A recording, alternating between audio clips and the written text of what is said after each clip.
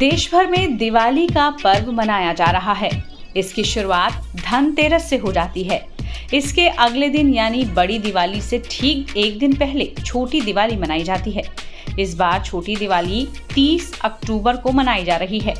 हिंदू पंचांग के मुताबिक हर साल कार्तिक मास के कृष्ण पक्ष की चतुर्दशी तिथि को छोटी दिवाली मनाई जाती है। इसे नरक चतुर्दशी भी कहा जाता है। इस रात एक दीपक मृत्यु के देवता यम के लिए जलाने का विधान है। अब सवाल है कि आखिर इस बार छोटी दिवाली पर पूजा का शुभ मुहूर्त क्या है? नरक चतुर्दशी पर यम का दीपक किस समय जलाएं?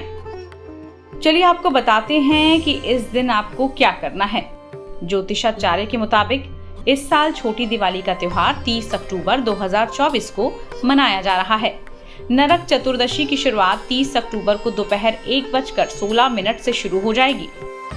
इसका समापन अगले दिन 31 अक्टूबर को दोपहर में 3:53 पर होगा। क्योंकि ये त्योहार संध्या बेला में मनाया जाता है, इसलिए यम का दीपक 30 अक्टूबर को ही जलाना शुभ रहेगा।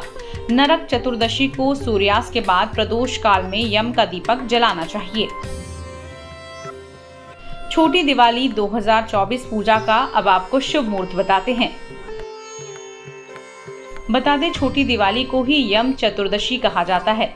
इस दिन पूजा के बाद यम का दीपक जलाने का विधान है। ऐसे में छोटी दिवाली पर पूजा का शुभ मुहूर्त 6:49 से लेकर 7:43 तक रहेगा।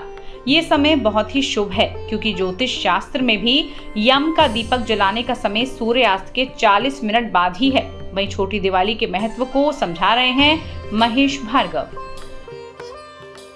अगर हम नरक चतुर्दशी की बात करें तो यह कार्तिक मास की कृष्ण चतुर्दशी को मनाई जाती है। और नरक चतुर्दशी का अगर हम इतिहास एवं दृष्टांत देखें तो आज के दिन का जो विशेष महत्व है वह यह है कि आज के दिन प्रातः काल ब्रह्म मुहूर्त में, जो कि होता है 3 से 4 बजे के बीच में, उस समय श्री यमराज जो नरक के राजा हैं उनका अभिषेक किया जाता है तेल के द्वारा, एवं तेल का चतुर्मुख दीपक जलाया जाता है। और वो दीपक दक्षिण दिशा की तरफ जलाया जाता है। अब दक्षिण दिशा की तरफ क्यों जलाया जाता है? क्योंकि दक्षिण दिशा को नरक का द्वार मानते हैं, इसलिए दक्षिण दिशा की तरफ तेल का चतुर्मुख दीपक जलाया जाता है, एवं तेल से अभिषेक किया जाता है, एवं पुष्प अर्चित किए जाते हैं, नैवेद्य लगाया जाता है, वस्त्र पहनाए जाते हैं, आरती की जाती है और भगवान से प्रार्थना की जाती है कि हमारे परिवार में एवं हमको किसी भी प्रकार का कष्ट ना हो, एवं इस पृथ्वी के कलिकाल जब भी हम उस लोक में जाएं हमें कोई सी भी प्रकार की तकलीफ ना हो। नरक चतुर्दशी, जैसे मैंने आपको बताया, कार्तिक मास की कृष्ण चतुर्दशी को मनाया जाता है।